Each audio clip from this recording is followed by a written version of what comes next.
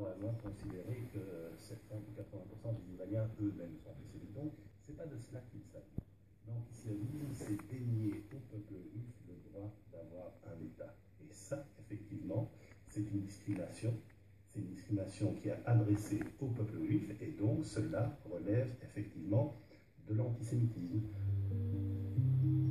Une maison qui se vide dans la banlieue bruxelloise.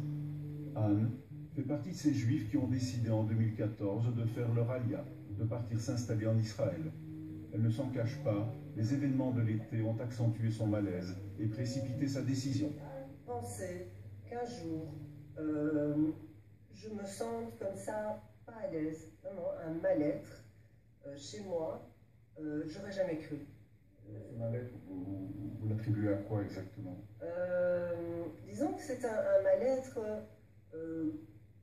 grandissant, certainement qui s'est accru ces dernières années, et je dirais qu'il a culminé cet été. Cet été avec la guerre Tzouketan, donc Israël qui a été attiré dans cette guerre avec le Hamas, et suite à l'enlèvement et suite à l'assassinat de 3 jeunes Israéliens. On évoque une bavure de l'armée israélienne. Le conflit a repris ce matin dans la bande de Gaza. Le cessez-le-feu humanitaire imposé. Tzouketan, roc inébranlable. C'est le nom hébreu de l'opération que l'on nommait ici dans les médias bordure protectrice. Une appellation bien différente et qui illustre aussi une grande divergence dans la perception des faits. C'était vraiment quelque chose que j'ai très mal vécu. Et puis évidemment, ce qui s'en est suivi, c'est ces manifestations à Bruxelles de milliers de personnes, dont les politiques belges, Donc manifestations pro-palestiniennes, où ensuite des drapeaux israéliens ont été brûlés, il y a eu des cris morts aux juifs, on a couru après un couple parce qu'ils étaient israéliens.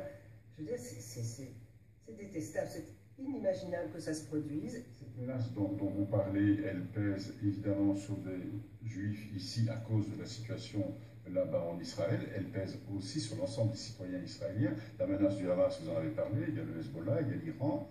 Il n'y a pas vraiment un climat de sécurité. Israël est en état de guerre quasi permanent, on doit se défendre tout le temps. Oui, mais je ne pense pas qu'on puisse comparer. Quand je vis en Belgique et que je sens que, par exemple, je veux aller au centre-ville, et que j'ai une étoile de David, je dois la rentrer, voilà, surtout pas le signe extérieur de judaïté. Là, j'ai l'impression de revivre quelque chose qui vient du passé. Là, je me dis, personne n'est là pour me défendre. Qui me défend? Et pourquoi d'ailleurs doit-on me défendre? Qu'est-ce que j'ai à me reprocher?